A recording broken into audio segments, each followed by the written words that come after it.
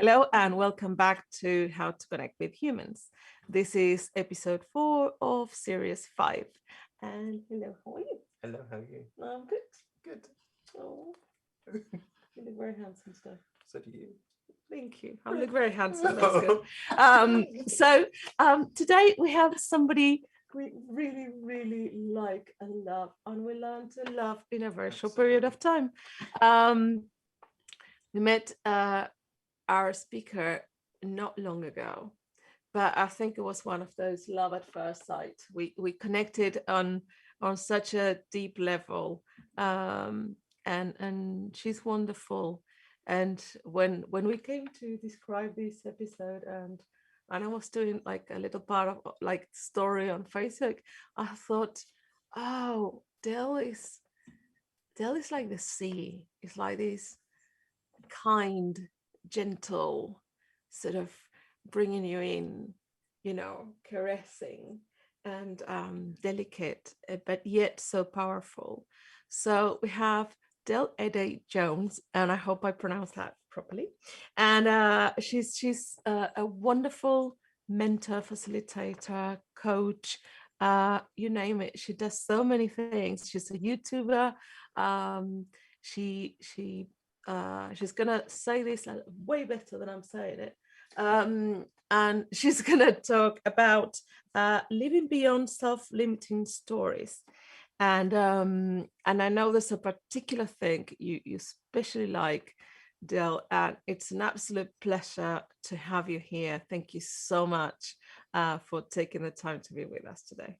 Oh, thank you. Thank you for inviting me. And yeah, we only just met, but I think we've been orbiting around each other for quite some time now. And I know I've seen you at the UK conferences, and so definitely familiar.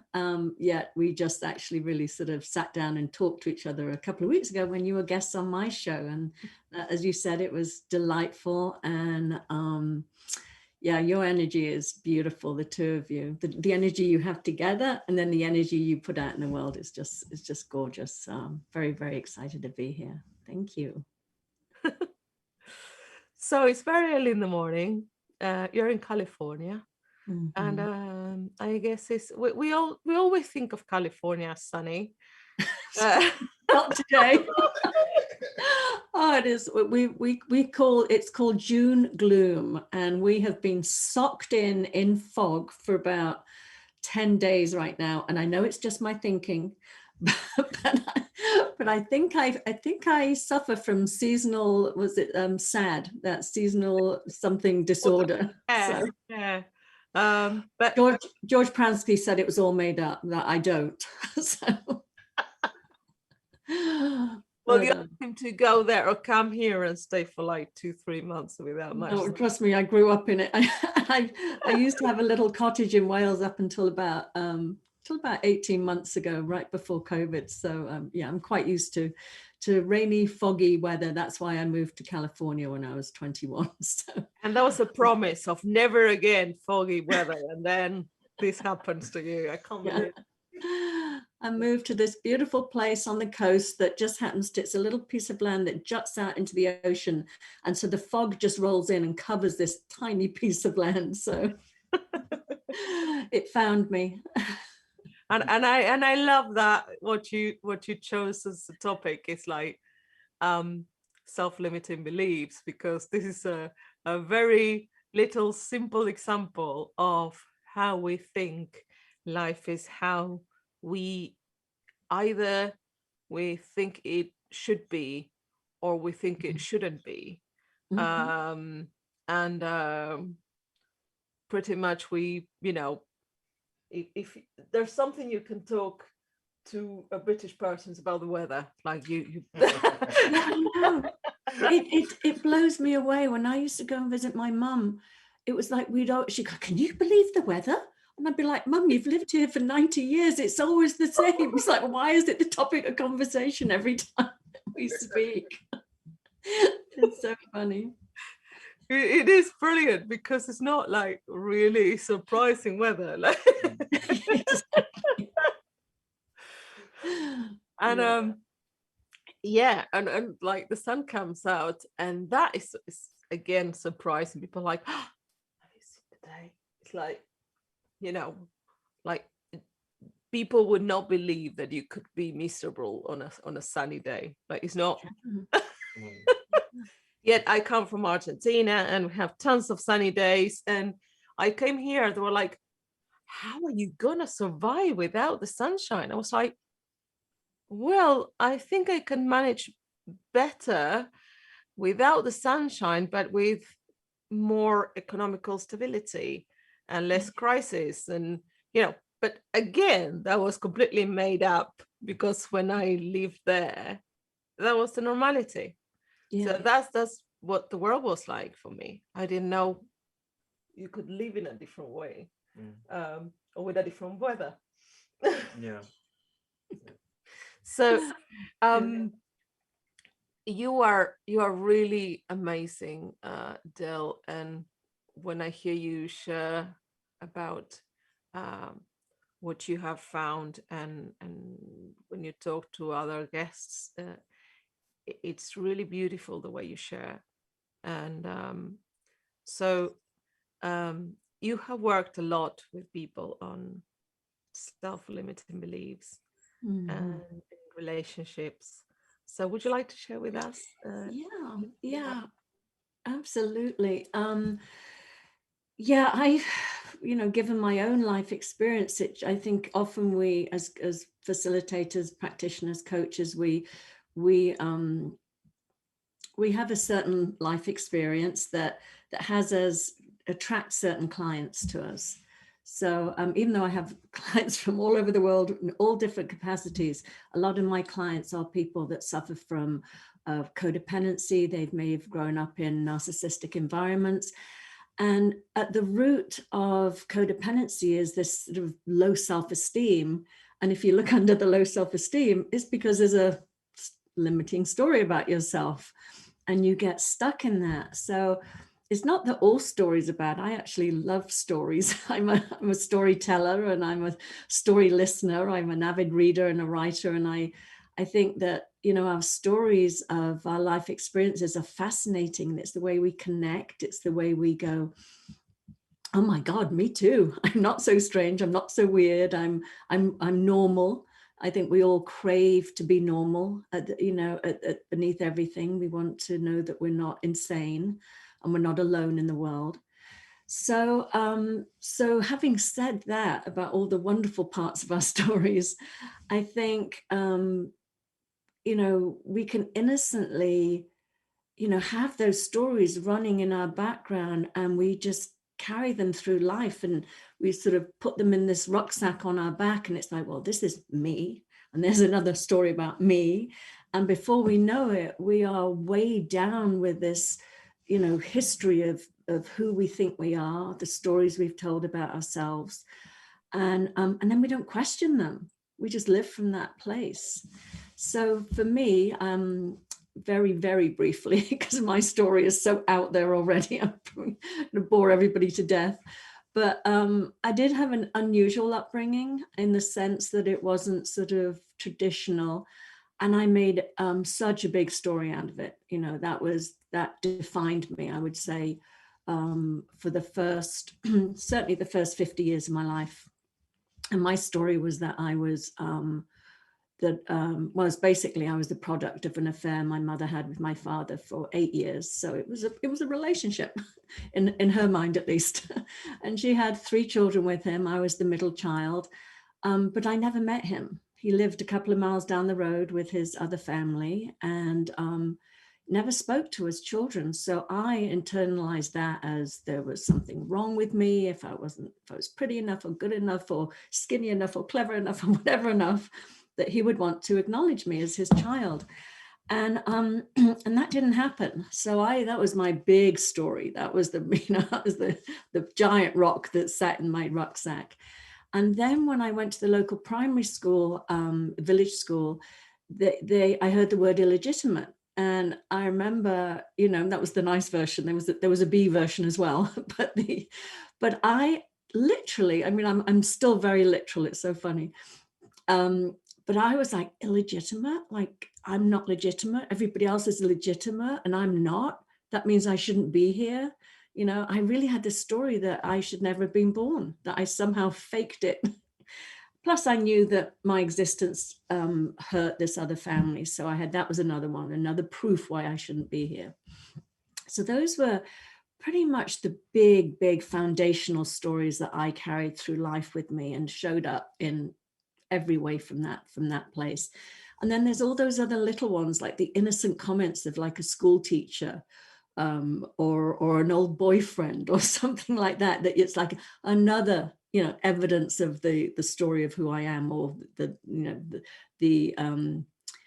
the damaged person that I was. I remember even like when I went to art school at 16, I had always been told I was a brilliant artist. I could capture anything. I could sit here in front of you and draw you like that, and it would be a mirror image of you.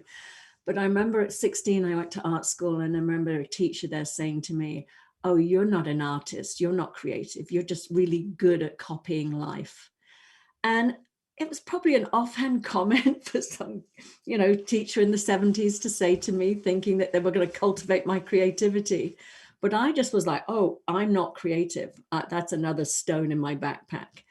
And it didn't matter how, I just latched onto that and made it part of who I was. So anyway, this continued, as I say, for the first 50 years of my life, never questioning my story, who I was. I felt that my personality was set in stone. I didn't realize that it's fluid and changeable and everything like that. So I first came across the principles in 2009, and probably one of the, you know, I'd studied spirituality for years before that. I mean, I came to California when I was 21, and up until that point, I was sort of almost suicidal. I was really contemplating not being on the planet anymore. It was just too difficult. And then when I got to California in 1981, it was that whole self-help movement. It was spirituality. It was amazing. So I really delved into that. But nothing could break through my story. It really couldn't. And it was only when I'd had 30 years of therapy, still couldn't break through my story.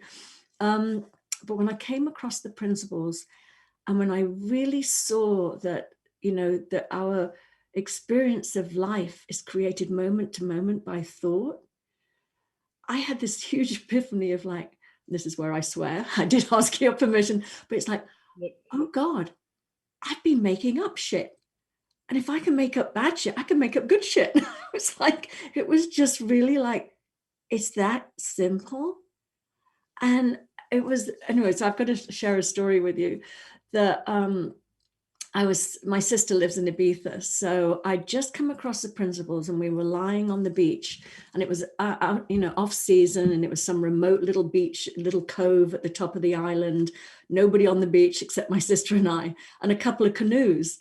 And she said to me, she goes, oh, you know, it's such a shame that you suffer from agoraphobia and you're scared of the water, because last week my friend Paula took me out on those canoes, and we paddled out. We went out of the cove, and then we got into the open water, and then we came around the corner, and there's a cave. And if you go through this cave and you come out into this, or rather tunnel, you come out into this giant cave with this shard of light that shines through like a laser, and it lights up all the fish inside this cave. And she's like, it's such a shame you'll never get to see that. And I was lying there, and I thought, well, God, if it really is all thought, am I really claustrophobic or not? Or am I just thinking I am? So I sort of was mulling this over a bit in my head for a bit. And then I said to her, let's go. And she was like, oh no way in hell am I going out in that water with you. You're going to panic. You're going to freak out, you know. And I said, well, just tell me again, what's this tunnel like? And she goes, oh, it's terrible. You can't sit upright in the canoe. You've got to either lay flat on your stomach or on your back and like make your way through the tunnel like this using your hands. And there could be bats there or slimy things. And so she told me like the worst case scenario of what it was going to be like. And I just kept thinking, you know, this is my test. Is it really just my thinking? So anyway, so bottom line is we jumped on canoes after I swore that I wouldn't panic and freak out. And we did. And there were moments as we started getting out into deeper water and deeper water, that I was like, what have I done? But I kept thinking, that's just a thought. And I could follow that thought down that rabbit hole, or I could just let it move through me, just like any thoughts do, and just sort of stay focused on what this incredible scene I was going to get to see. And so I did it, and I went through the slimy tunnel, lying on my back, thinking that bats were just above my nose, pulling my way through. And when I got in there into this big cavernous opening with the shard of light, and I got to see the fish, and I just was like, oh my God, if I hadn't come across the principles, if I hadn't known that I could challenge this story about myself, that I am this label of, claustrophobic and, did I say agoraphobic before? I meant claustrophobic. I think I might have said that. So you can edit that bit out. But claustrophobic, I got to experience something I never, ever would have experienced unless I'd come across. I mean, I know it's tangible and it's just a small example. Clearly, I've experienced so much more since then. But just in that moment, the freedom that I had, to experience something new that was so magical that I would never have allowed myself prior to the principles to even contemplate doing. I would have just gone, no, this is who I am, set in stone. These are my labels and I'm hanging on to them for dear life.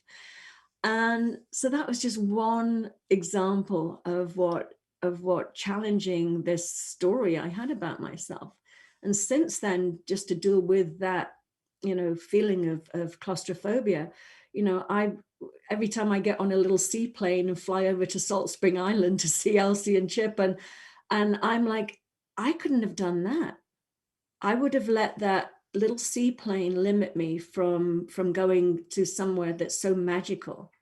And there's so much evidence of that in my life where, I wouldn't get into lifts. And if there was this, a floor I needed to get to that was 30 feet high, I used to have to climb the stairs. I mean, my butt was grateful for it, but I'm just saying there are some things that I just didn't allow myself to experience because of this label I had. And that's just in that one area. I mean, clearly, my other labels were that I was broken and damaged and shy and an introvert. And because of those labels, I wasn't showing up in life fully. I wasn't playing. I wasn't engaging. I was so in my head. So that's just a little bit about me coming across the principles and how it impacted my life. That's awesome, because that story that seems like just a simple example, which is not, because in Spanish we say, I think there's something similar in English, but we say like, you only need a button as a sample. It may not make any sense in English. Like you don't bring the whole thing, you just bring one button. That's enough as a sample. So so the fact that you gave yourself the possibility of having that experience, then it's incredibly freeing, because we know that once we see something like that, it's huge in our lives. Once you break the barriers of something that was so limiting, then you think, well, if I can do that one, what else can I do? Yeah. If that one is not who I am, then what else is there for me? The world is, as Sydney Banks put it, nothing has changed, but everything has changed. Yeah. And I guess you probably saw that for yourself, and then I don't know, I'm just guessing here, but then you also see the possibility for other people. Yeah, without a doubt. And I think that, again, going back to story, that's why I think it is important to share our stories, because I think that, my story was, as I said, it was so, I had created such a limited life for myself based on my insecure thinking, like even like the world is a dangerous place. Part of what my mother had to do to raise money for us was to convert our little house into a home for mentally disabled and mentally handicapped people. And as a 5-year-old, that was really scary for me. So having that thought as a child probably kept me safe. But to carry that thought through time into a world of possibility with incredible people in it was just not giving myself the opportunity to live fully in life.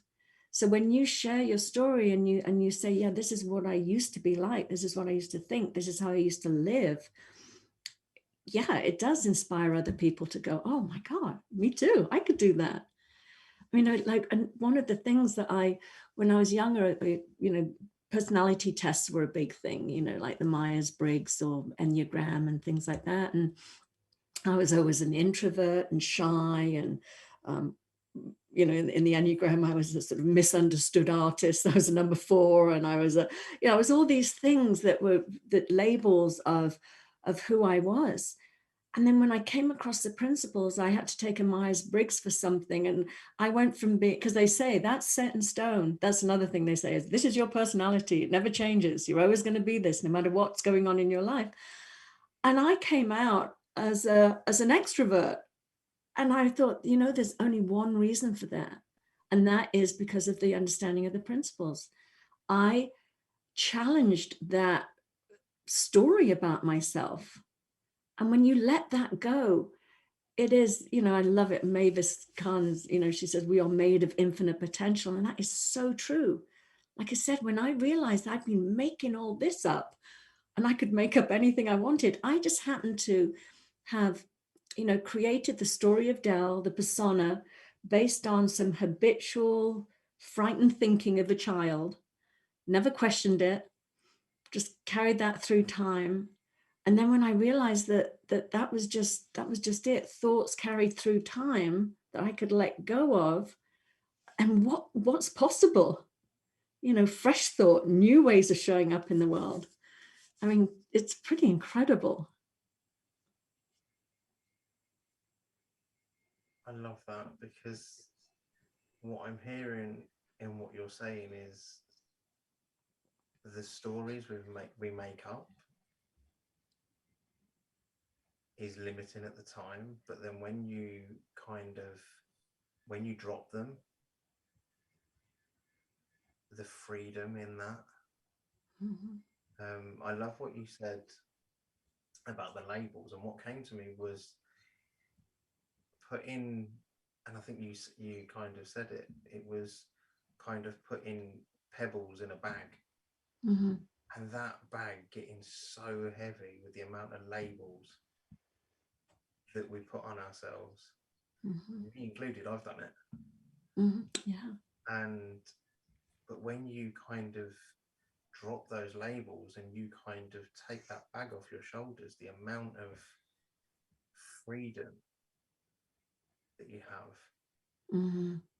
to be able to show up as whoever you want to.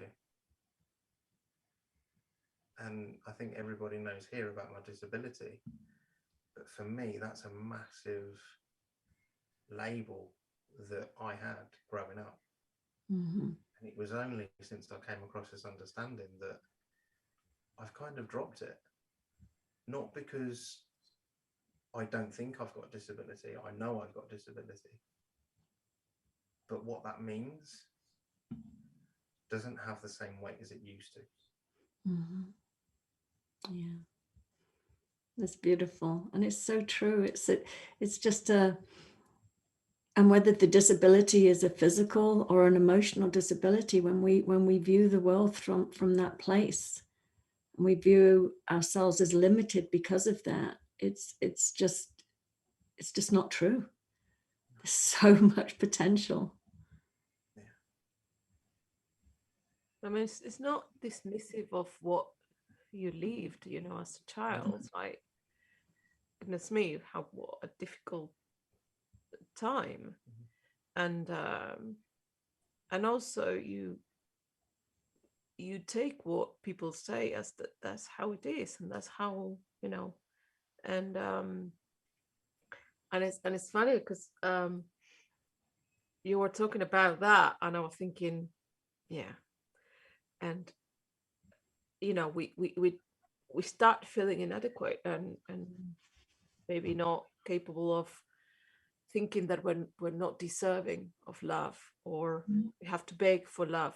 We have to be attached at whoever is going to willing to love us. It doesn't matter how, because we are so undeserving that, it's like one of these dogs, that is like starving, and you find in the street, and you just give them something and they follow you, and they will do whatever as far as you still love them.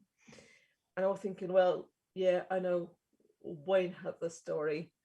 Now, for example, I had a dad that wanted to be my dad. That was my, there wasn't an affair with my mom. They were married, and they divorced when I was 3. And then they both remarried when I was 5. So, and that was the beginning of the 70s. So I went to school, and there weren't other children from parents that were divorced. So I remember as you had a legitimate, I suddenly one day was the only one not invited to a birthday party because my parents were divorced. So you see, there's always some story that you start thinking, oh, so I'm not good enough. The other thing was, we were going on holidays, and suddenly my passport or my name was different to whatever my mom and her husband had, and they were like questioning, so who is she? And she had to produce a letter where she's actually my daughter. But again, we're out with my dad and whatever. It's like, oh, your mom. I was like, well, it's not. No, she's not my daughter. And I was never legitimate. Yeah. Right? So my story was, I don't belong. I don't belong. Like, oh, please let me belong. And there's some part of me that still operates from that place, unconsciously, innocently. Yeah. So I find myself, people are talking about something, and I think, oh, they're a group, they know each other. Oh, I don't belong. I don't belong. I don't belong. Not because not because they're doing that broadly. It's because it's still sometimes a story. Now it's interesting how this possibility of reassessing, checking with yourself again. I made a story that I will never be good enough to belong to the 3 Principles community, for example. Now, so this is very recent. Now, probably a lot of people in the community will say, Darlene, are you mad? Like, but I made a lot of my way all these years, just on like, please love me, please accept me, please, I'll do hard work on understanding this so that I will be accepted. And during the quarantine last year, it was a huge breakthrough. Well, I suddenly could give myself the possibility of saying, you know what, you are enough to start a talk, I don't have to ask permission. I don't have to have validation. And it's interesting to see, because Del is the first time I'm actually checking out on that. So what you said just completely opened my eyes to see that I am already a different person from who started this series a year ago. How, and that's the power of a beautiful person like you, Del, that shares, when I was saying like you're like the sea with this caressing, soft, beautiful, inviting way. I'm here in absolute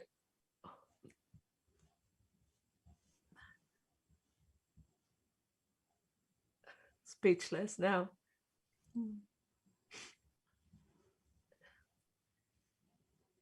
Because you were talking and I was, no, yeah, I know. And then suddenly I thought, oh, I didn't know that. Right?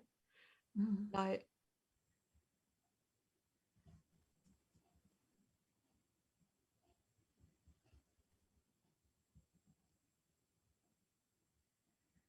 I thought I have seen it all in that area.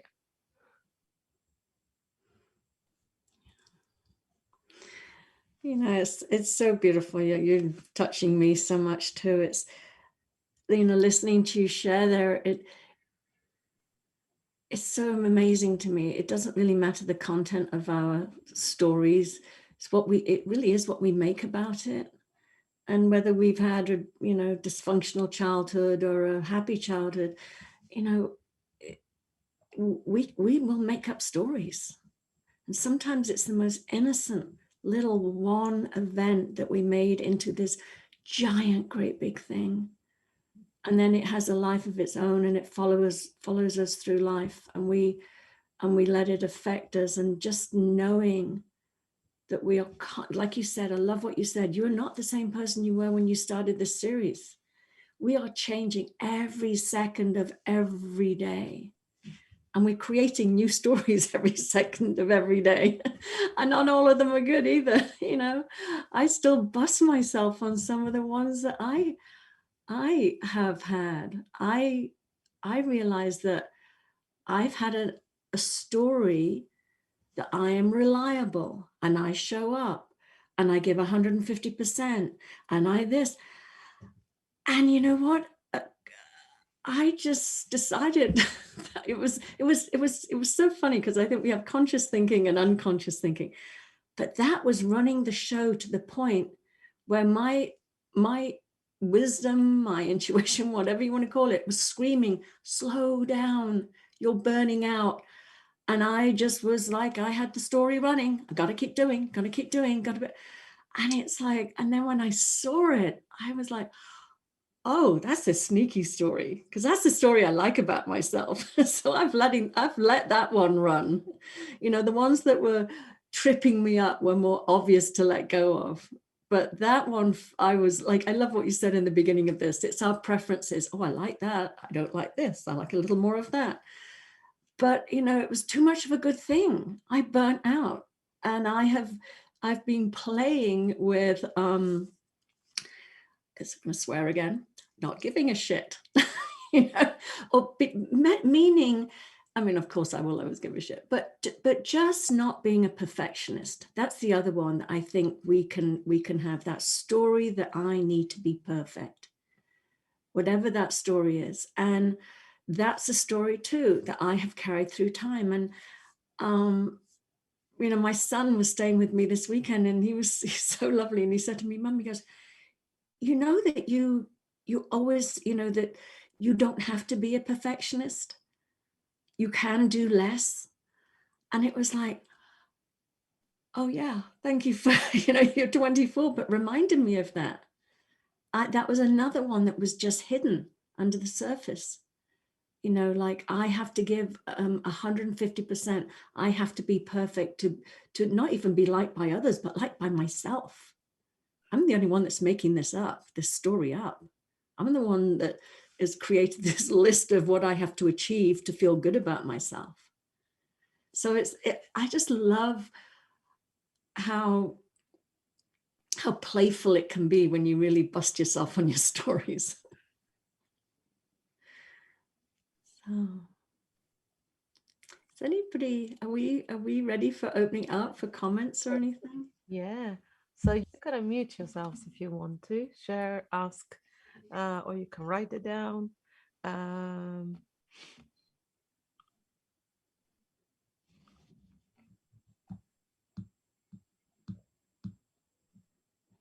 so feel free.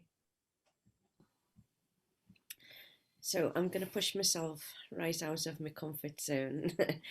Sitting back, you know, with those stories that you make up. I hate speaking. I get hot. I get flustered. But I do some work with the iHeart, and you know, I think you all know what the iHeart curriculum is, and we have like supervisions, which are wonderful. And I remember we had this supervision, and it was a couple of months ago, and I had this huge insight from it.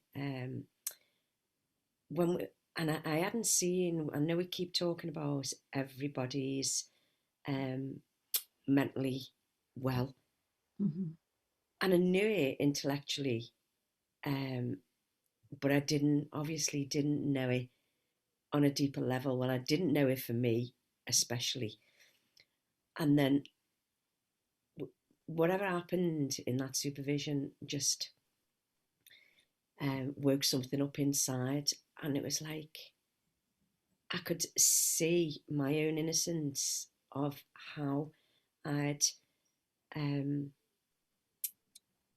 shown up in the world for years and years and years, how I needed people to like me, how I needed to fit in. I'm going to get emotional. How I needed to have male attention, how I needed to be, you know, accepted. And I could see, and you know what brought this up, Carolina, was when you were saying about, you know, the little dogs, and they'll do anything to get this scrap of food. Well, that was me just reaching out to try and get some kind of validation of, you know, being a good person. And I was thinking, oh my God, that's what I was doing. That was survival mode for me.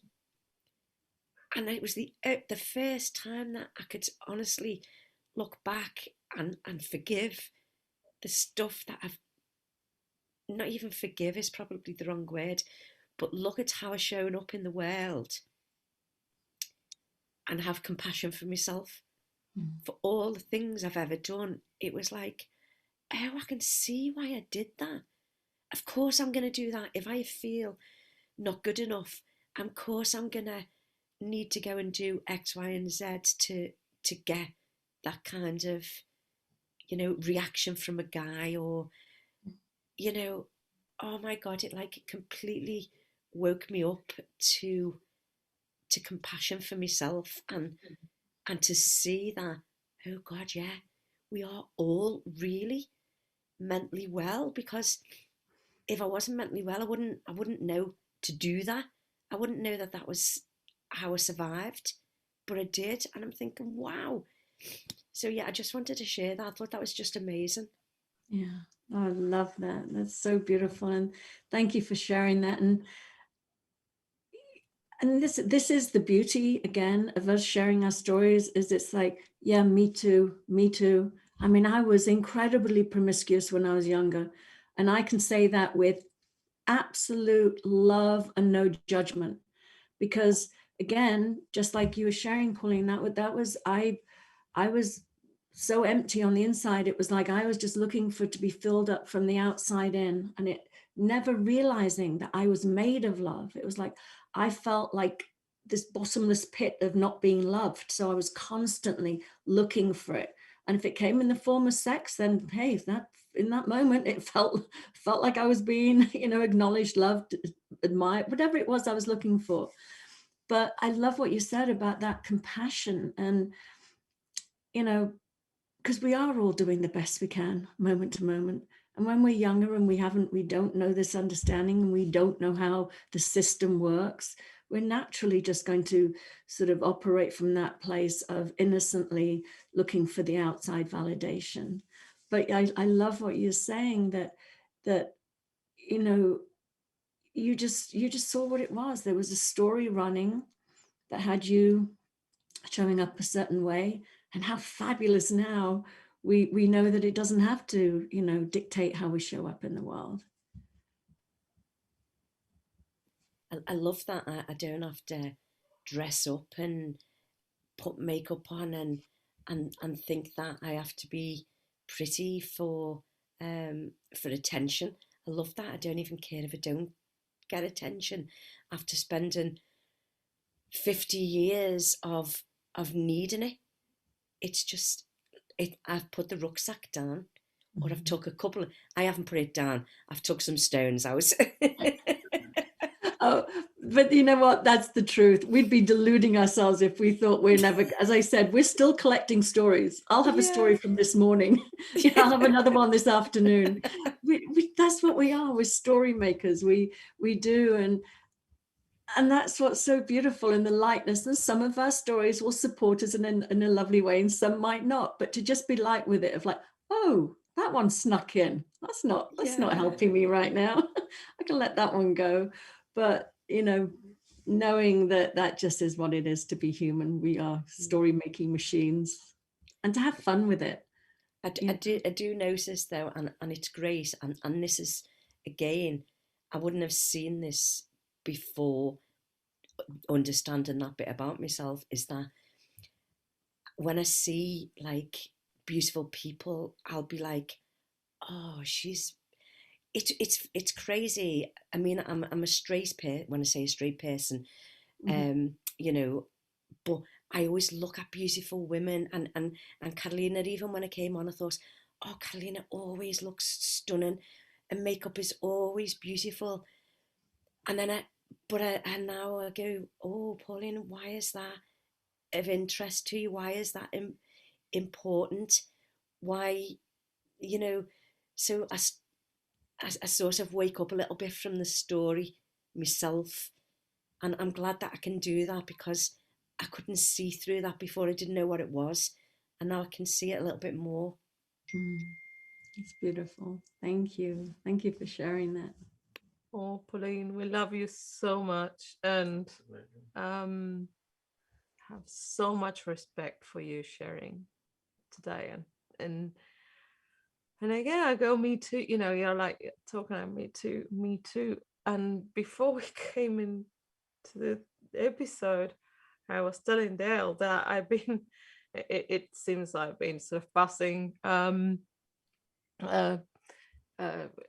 kidney stones since Friday, or one, or do something there, and you know, so it's been really painful. It's been difficult to concentrate and do anything. And our stories. So I've been giving myself a really hard time on if I have kidney stones, what have I done that wasn't the right thing? And well, I'm 52. What do you expect? You know, now you're old, and that's it. What we thought we have conquered until now on looks, now it's all going downhill. And you know, so I put makeup and I try to look nice, because then people will like me and accept me. And then it's funny, because that's my story. It's like I'm here thinking, oh, I got a bit of a cold, and it's like, what next, you know? And you come in and you think, oh my gosh, she's so beautiful and was always looking so perfect. And you know, Pauline comes in and we're like, oh, it's Pauline that we love so much. I don't care if she's got makeup, she's in her pajamas or whatever, because the truth is that we have learned to see beyond the makeup, the hair, and luckily I have to do all that effort a lot less, and I do it because it's like I turn out to a party here, you know. And I like the look on Wayne's face when I come through the door, and he's like, oh, you know, it's like we're going out on a date or something. It's just so nice. But he has the same face when my hair is like a mess and I'm feeling awful, and and I came in with like clothes I've been wearing for 3 days, and so he's more accepting of me that I am accepting of me in terms of what I think I need to be loved and fit in the world.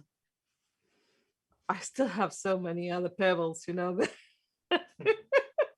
um, but I love that we can create a space like this and be so honest and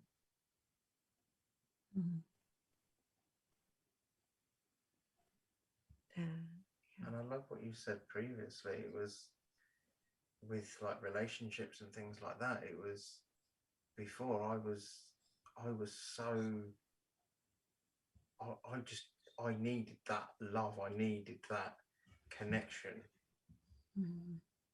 And like you were saying, Del, it didn't matter who it came from or in what form, but it was just, as you said, to fill that gap. Because when I was younger, I was in care and things, and it was another kind of story or another pebble that I've kind of held on to for so long, that I wasn't good enough, I wasn't wanted. And so I needed those relationships to kind of give me that kind of, yeah, I am worth it. Yeah, somebody does want me. Yeah. And I remember when I came across this understanding, I kind of still had that kind of relationship with Carolina. And there was one point that she turned around to me and said, you know what? If this relationship keeps on going like it is in this current state, because I was as needy as anything.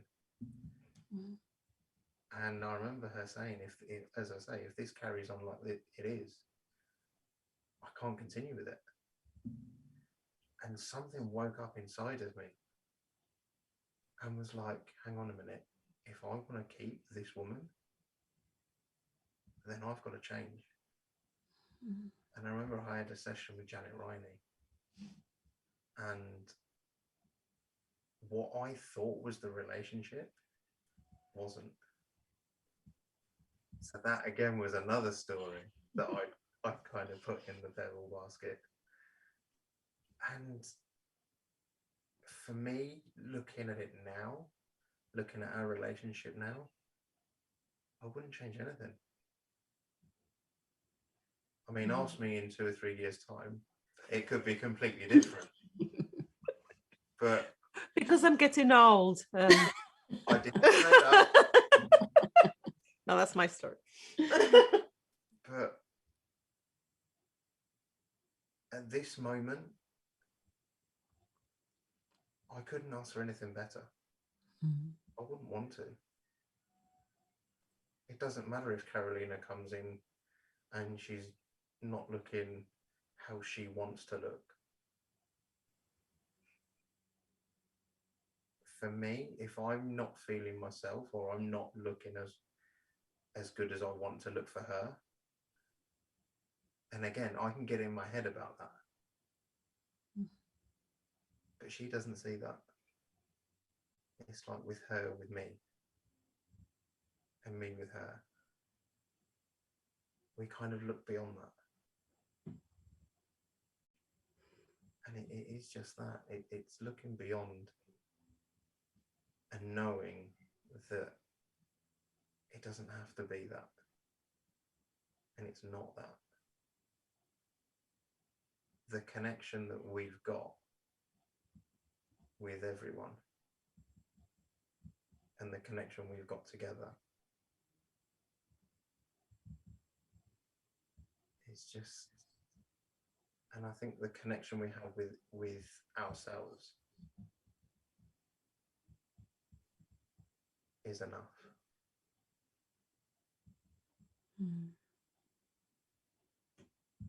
That's so beautiful. You know, when you're sharing there, what's occurring to me is that our stories are coming from our personal mind. They're coming from mostly from insecurity and that sort of like, you know, the chatter, chatter, chatter, chatter.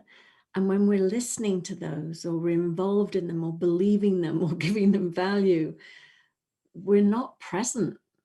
We're not in our essence, which doesn't have insecurity. It's just pure love, pure peace, pure joy. And it sounds to me, when you're describing that, all I'm hearing is that neither one of you are listening to this. You are both so present to each other and in that beautiful space of loving, and where there is no insecurity, there's no lack, there is no judgment. It's just purely connecting on that level. And that is just so, so beautiful. And it's amazing and innocent, again, innocent, that when we are up here listening to these stories, we can't be present to each other. And everybody's walking around like bumping into each other in their little thought created bubbles, you know. I have another, I just want to share this example because it was so shocking to me. It happened many years ago before I actually came across the principles, but it was a bit of a wake-up call for me because in my previous life, I used to own restaurants with my ex, and we were at one of our restaurants, and I'd walked in and I was, you know, riddled with my insecurity. And I was probably, you know, thinking, God, I look fat, I whatever story was going on in my head. I came into the restaurant and I sat down with my two little boys at the time, and this waiter came over to me, and at one point he said, can we have a chat? Is it okay? Can I talk to you for a minute? I was like, yeah, sure. Like, so he took me into this sort of hallway and he goes, have I ever done anything to you? And I was like, what? He goes, you come in and you never remember me. And I just thought maybe I've done something to offend you. And I just want to apologize. And oh my God, I can tear up even remembering it, because I just thought, oh my God, I was so involved in my insecure story of how do I look? People are going to judge me. You know, my ex is this person, and how do I measure? Oh, that story. And I wasn't even present to this beautiful man that obviously I had met a few times, enough for him to actually take my preoccupation personally, that he may have offended me. And it was just like, oh my God. He's in his thought created little bubble of he's offended me. I'm in my thought created little bubble of, oh my God, people are going to go, what's he doing with her? And here we are just not connecting. And I remember saying to him at the time, I was so grateful. I was like, thank you for waking me up. I am so sorry. You've just mirrored back to me how unavailable I am because of my insecure thoughts. And then we became great friends. So, but it was again one of those moments that just illustrated how hijacked we get into these stories. So I love that, because it's like when you're in your head, you're missing so many opportunities with anyone and everything. And it yeah, it's just incredible. And I should say, to demystify also that, you know, that so we're not like these all the time. No. You know, not all, you know, because as you say, like our how present we are fluctuates moment to moment. So depending on how I woke up, or if I'm tired, or if I'm in pain, or whatever, I could start making a story about, you know, how annoying today Wayne is. Hang on a minute. You know, how that t-shirt that today I love, tomorrow I think there's something about the t-shirt, right? So in the same way, I can start making some story of why he didn't pay attention to me, because maybe I've done something wrong, or because now something has become more important than me, or I can make it whichever way I want. I can start thinking, well, maybe the problem is that we're not a good match, right? There's somebody else somewhere there that has the whole combo. But so I think that's what we do a lot of the times, like, well, but so as soon as I realized that I'm making it up, and not all the time, like a lot more time probably that I'm in some sort of thinking or other, making a story that we are fully connected. The thing is that more often we get nicely connected, and there's less expectation. Things start following, like instead of having to go into the rucksack and get in the pebble, suddenly you go, oh, this is lighter. Oh, for other people, I feel like I wouldn't dream of going without any makeup, or I wouldn't dream of turning up to the conference in London with no makeup, in whatever clothes I had found in the, because I need to make a good impression.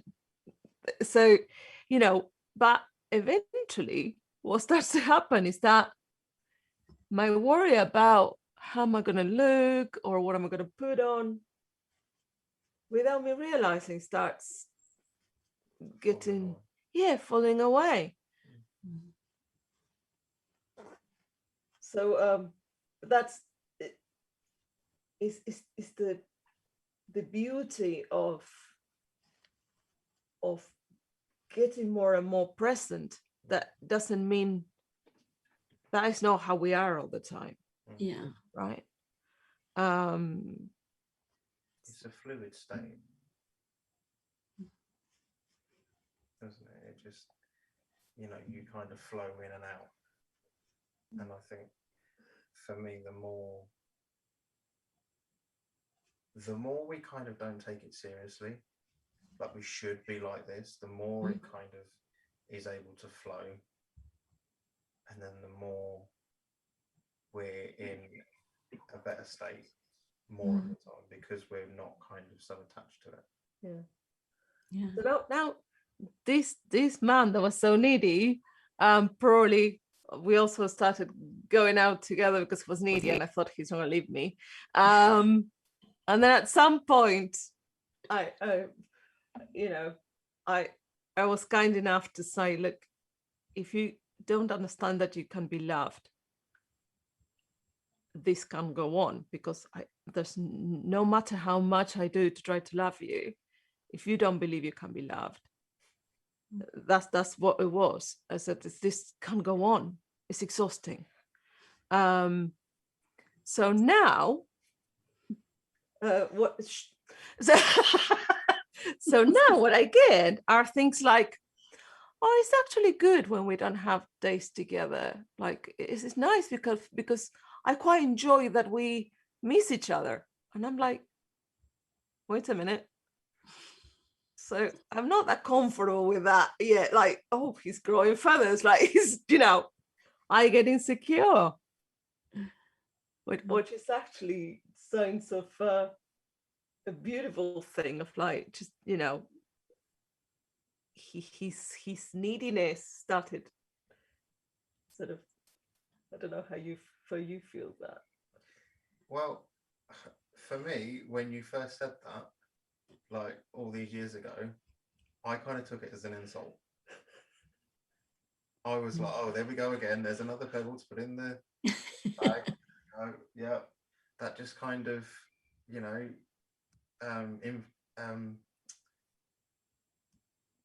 enforces what I was thinking before. Here we go again. This relationship's over, and all this. But it's as soon as that kind of dropped away, and I had a few coaching sessions. As I said before, it was kind of what I thought was going to be, oh, you know, this relationship is okay. It could be doing with this, you know, this and this. You know, you need to do this in the relationship. You need to do that and all this. It wasn't to do with the relationship. It was to do with me. Yeah. And it's refreshing. For me, it's refreshing to kind of go, you know what? Now I'm comfortable in myself and in our relationship to be able to kind of go, okay, you go home, I'll stay here, and we can have that time apart. I've not got to kind of grab onto Carolina every single second, as much as I want to. But the difference in that is from where it's coming from. It's not coming from a place of neediness. It's coming from a place of I want to. Yeah. Not that I need to. And I think that was a massive thing for me to first see. Yeah, so much freedom in that. I exactly that want versus need, you know. It's Claire's got patiently her hand up. Yeah, and I think Yael as well wanted. So if we have Claire, and then is that okay? And then Yael. Yeah. Okay.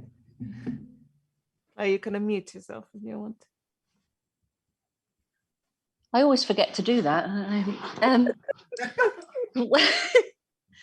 Wayne, you just made me think then when you said about, you know, it just made you realize, you know, how you were stuck in that sort of pattern.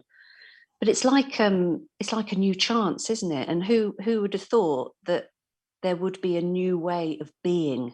You know, when you can have years of thinking a certain way and be in a certain way and it being in that mindset, and then to suddenly think, bloody hell, I can actually live my life a different way. This is incredible.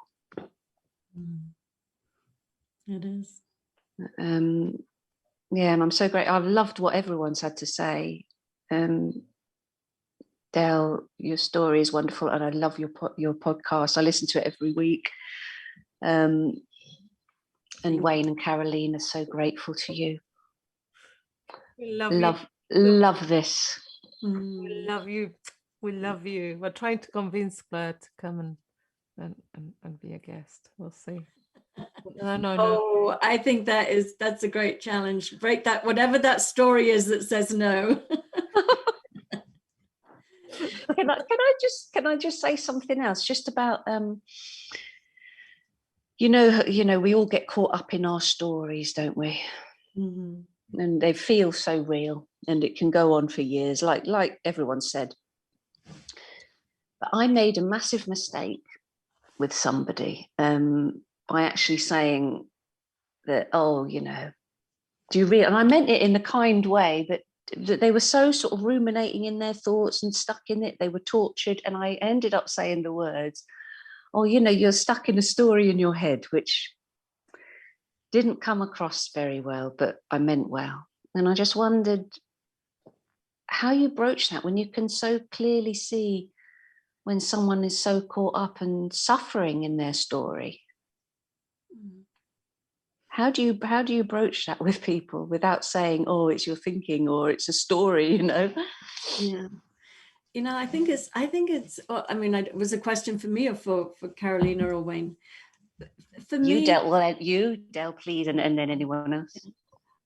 You know, for me, and I just wrote about this week because Carolina and Wayne's show came out. So my blog this week is based on that. And I talked about that. It was a slow burn for me. You know, I was going through some really challenging life-changing events all at the same time when I first came across the principles. So I had a million yeah buts. And I do remember somebody saying to me that they will remain nameless, but I almost bolted. I almost got out of the community. I almost just felt like this is just, you know, if I hear it's just your thinking when I've just buried the third person out of my family in 8 months, you know, my sister, then my sister-in-law and my mother, going through a horrendous divorce and having a child that was suicidal. I mean, for somebody to just be like, it's just your thinking, it just felt so dismissive to me. So I'm actually grateful that I didn't have those big aha moments, because it has me sort of, you know, have a lot of patience with somebody to really meet somebody where they're at. I mean, we don't have to say it's just your thinking. We can feel that. We can think that, and we can see their health, and we can trust that they're going to find their own health, and they're going to get out of that story, and they're going to see something differently. So for me, but I also don't think there's ever a mistake, ever. I think Well, this one was. well, meaning Oh, it was. it might I learned appear, from it. and it might appear that way, but well, number one, you learned from it, so it can't be a mistake. And number two, you don't know what seed you planted. It might not have been the right time for it to germinate, but I just trust that everything that's happened for a reason. Everything we did, as you said. I love the way that you're not beating yourself up for it. You know, you did the best you could in that moment. And you never know, wisdom might have been saying to you, say this, you know, as crazy as it sometimes is, things come out of our mouth that we might go, where did that come from? I should have said that. But Yeah. I would just trust that you know, it's so funny. I'm going to share this little story very quickly. When I first got into therapy, I don't know why I went into therapy. I thought I got life together. I mean, I was a crazy in my 20s. I was a lot of drugs and a lot of, you know, it was in the 80s in Hollywood. It was a crazy time. But I felt like I was winning at life, whatever you make of that. I was a game player. I was manipulative. I was determined not to get hurt. I was not a healthy 20-year-old, put it that way. At 29, for some reason, a friend of mine, I was a costume designer, she was a makeup artist, and she said, here's a card. I think you should go and see this therapist. I think you got some issues. And I was like, I don't think I have issues. I think I got it all down now. I've figured life out, you know. But anyway, I went and I shared a little bit about my story. And the therapist said to me, oh my God, your mum should have had her tubes tied and your dad should have been castrated. And it blew something open in me that I was so shocked and so wounded that I scuttled out of that room, like swearing I was never going to come back. And I didn't go back. You know, she followed up with a few phone calls saying, I'm so sorry, I was too abrupt. I shouldn't have said that. Please come back. I'd like to work on things. And I was like, get away from me. But a seed was planted that maybe the way I was living, that there was something more. Maybe there was, you know, those hidden stories or whatever it was, that belief about myself. So it wasn't the right time for me, but it blew me open. And so I don't look at that as, oh, this woman was terrible, because I think she was coming from a really good place. She was trying to sort of shock me into seeing something. Just wasn't the right time for me, but it certainly put me on that path of there has to be something better. There has to be a different way of living. And so, yeah, so that's my answer to that. Yeah, that's really useful. Thank you. Yeah, thank you for I love sharing. that, Del, and I like what you're saying, because to be honest, so many times I you know, then when I went and did the course with Jamie Smart, when I did Clarity, it was so useful, because one of the things he was talking about was calibrating yourself, like, you know, who is this going to be helpful for? And I still make those mistakes a lot. And the other thing I learned is that wisdom gives me that possibility of sometimes saying that I've gone too far, or I've said something that it was so obvious to me, but it was so outrageous for the other person that I actually hurt them. It wasn't the right time. I wasn't being kind. Nobody asked me to go say that. And So wisdom gives me this possibility of like a really good sat nav and going like, oh, you went a bit farther, you went the wrong way. So I can go back and apologize. Yeah. And get connected. I don't know if you've seen, there's a video called It's Not About the Nail. And if you haven't seen it, I will put it underneath this. And there's a couple and you can't see, have you seen it, Claire? No, what's it called? It's Not About the Nail. Not About the Nail. So I'm going to try to do something like it. So it's a couple talking and she's like, so let's say you can't see this. And so she said like, I don't know what's wrong with me. I have these terrible headaches and I don't know, there's something wrong with me. And he's like pointing and going like, yeah. And yeah, but sweetie, no, you don't understand. There's something really wrong with me. And then she turns around and in the middle of the head, she's got a nail. So she's got a nail like that.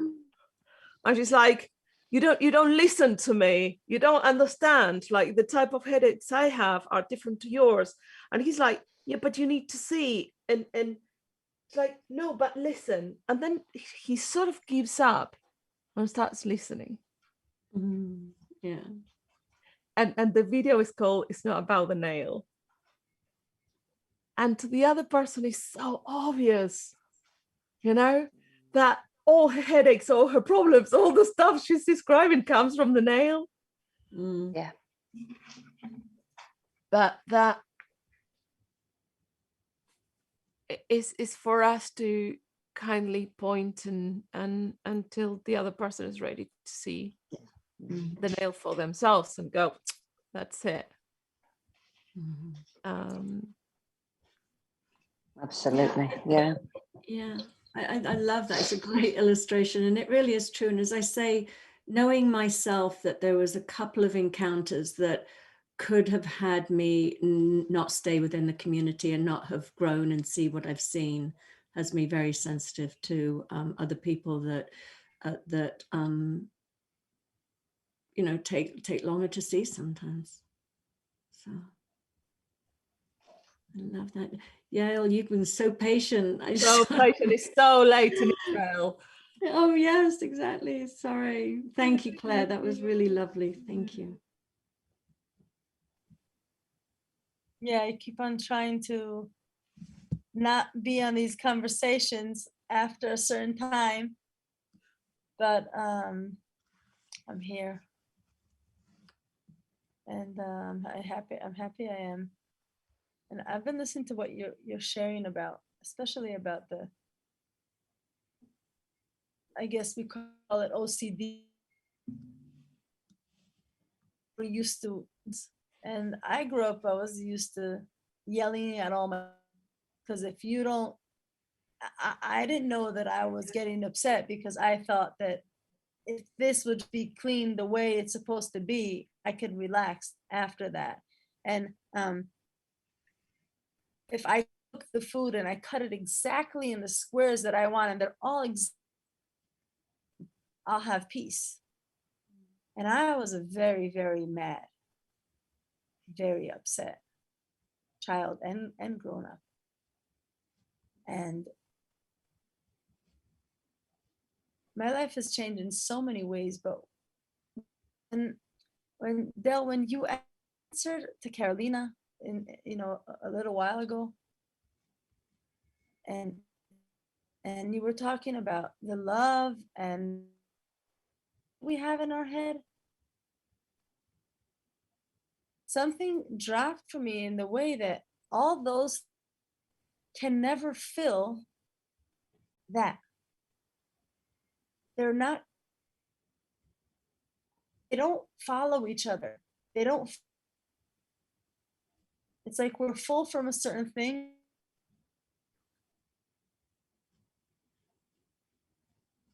I know how to explain.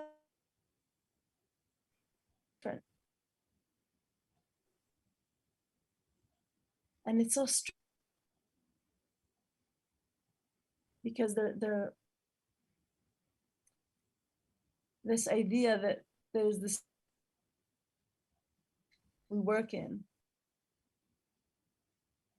our mind, our body, our brain. And it's like, that's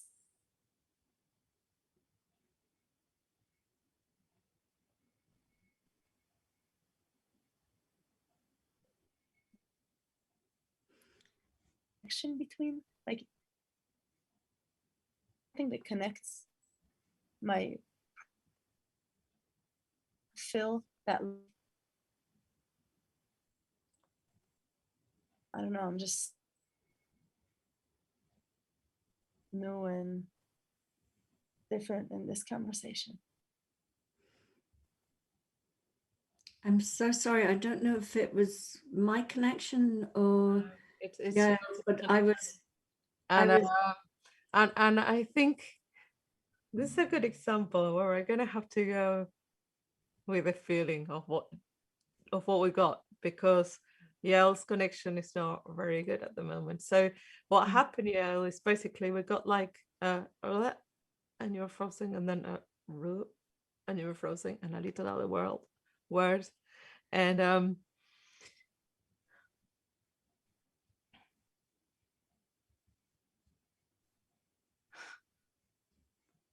so I guess we can go with the feeling, your expression, and the words that we couldn't hear.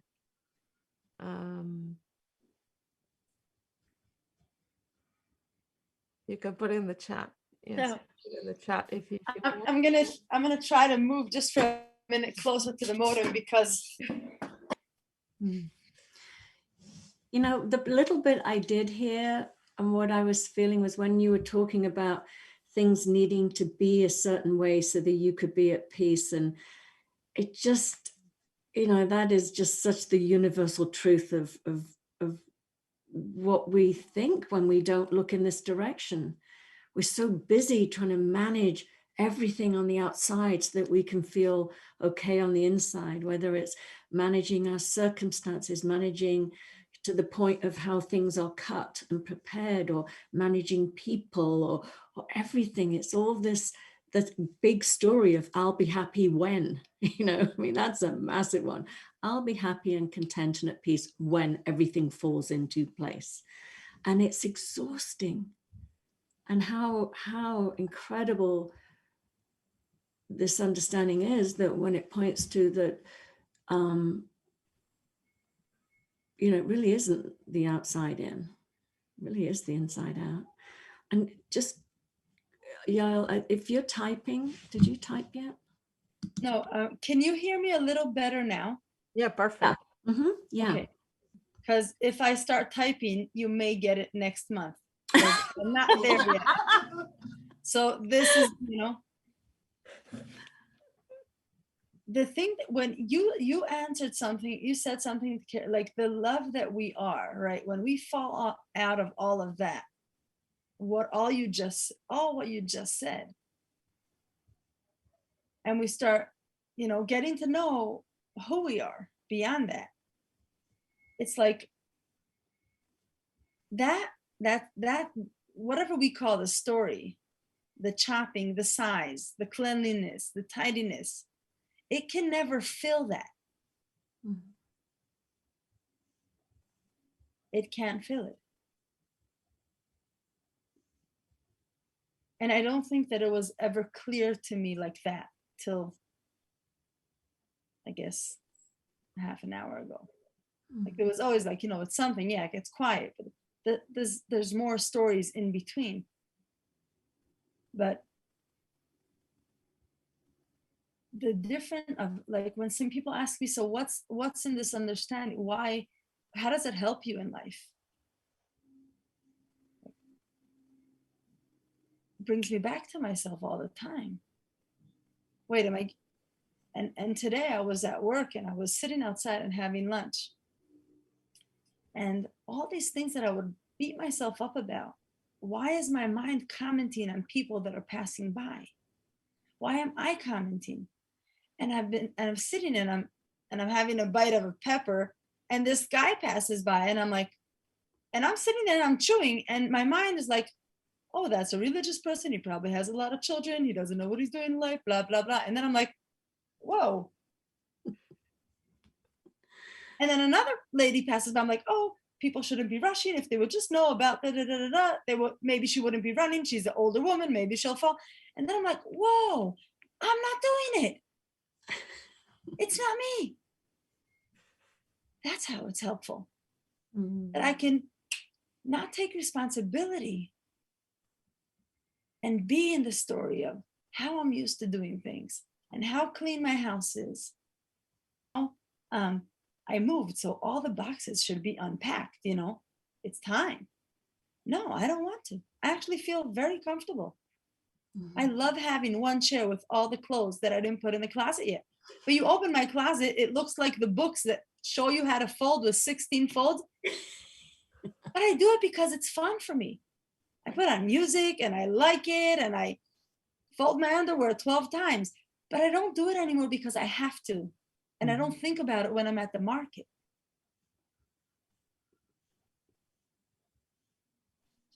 So I guess maybe this understanding makes life just a little more fun. Yeah. And maybe just a little more tolerable, or whatever the right word is, when crazy things that we don't understand happen around us or in our lives. Yeah. That's beautiful. I love what you're pointing to. And it really is, it's freedom. It's freedom to get on that roller coaster ride if we want, because that can be fun sometimes. I love being in a bad mood. Now I know I have a choice. You know, it's like, I'm just like, I'm going to sit in this for a while, you know. It's like, yeah, it's really lovely. Oh gosh, I'm gonna remember that one. And I love what just happened. That what just happened. So, to put this in context for the YouTube video, for example, it's 2021. It's May, and so Yale is in Israel, in Jerusalem, and Palestine and Israel are in a misunderstanding. Let's put it that way. And this misunderstanding about missiles flying, you know, from one country to another, people dying. It's a very volatile moment. Nobody knows what's going on, what's going to happen. Exactly when Israel was, all people were pretty much everybody vaccinated, ready to go out, have hugs, be free in the streets. And this just broke. So in my head, Yale's connection starts breaking up. And I'm going, there are like missiles in the sky going, you know, that's why her connection is not good. Now she walks 3 seconds from where she was sitting down, somehow gets closer to the router or connects it directly, and boom, it's all sorted, as clear as day. So like, I can't think of a better analogy of like being in that and then connecting to the mains. Like, the connection was always available. The connection was always, it could always be good. It was just like, we say one foot away, it was just like one step away from where Yale was. And then boom, she appears clear as day. So I made up a whole story. If I haven't read the news, I would just go like, oh, yeah, ours is good. It seems like the other connections are good. It's probably Yale's connection. That's it on the internet. But because you had that knowledge in the back of your mind, I made a story. Right. 3 seconds. Yeah.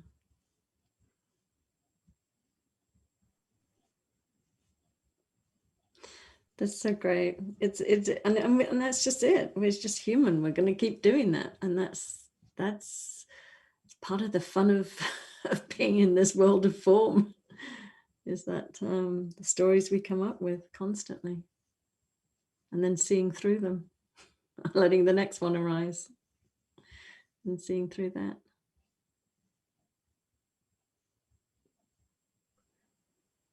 This has been absolutely amazing. Absolutely. Probably one of my favorites now. Thank you. It's been lovely.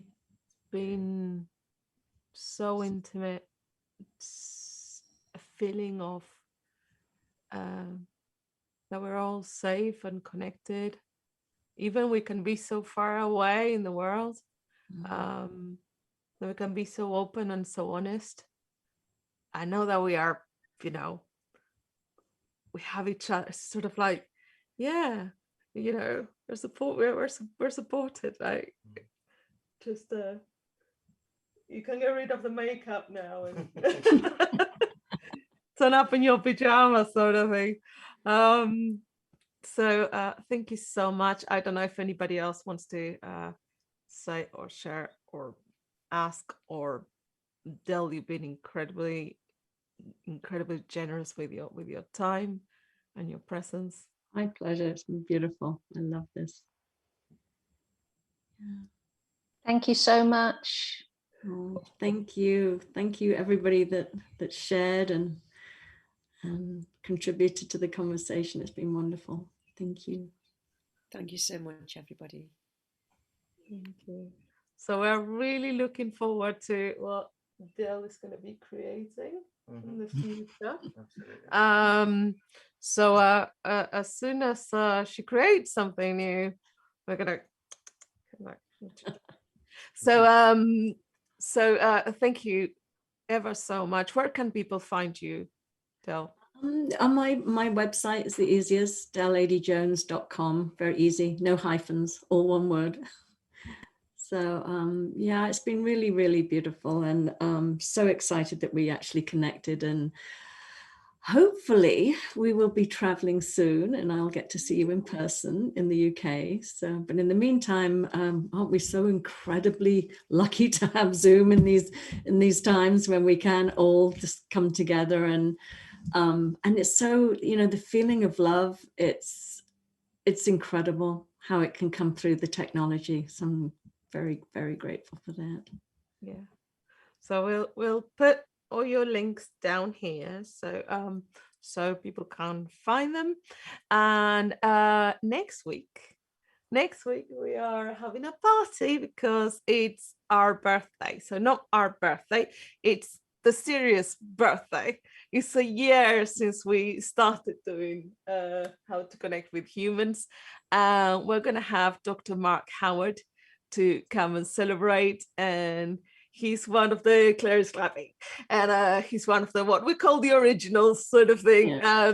He was one of the ones that actually met Sydney Banks, learned it from him, and then he's an amazing teacher. We all love him so much, and so generous. So please come and celebrate with us, please, because to be honest, like every single person pretty much here, we couldn't have done it without you. There's been so much love. We met so many people from, as you say, Del, from around the world, that if we have stayed in our idea of like, oh, we need to make little groups here, and we wouldn't have met them. So it's amazing. So he's going to talk about the profound simplicity of mental health.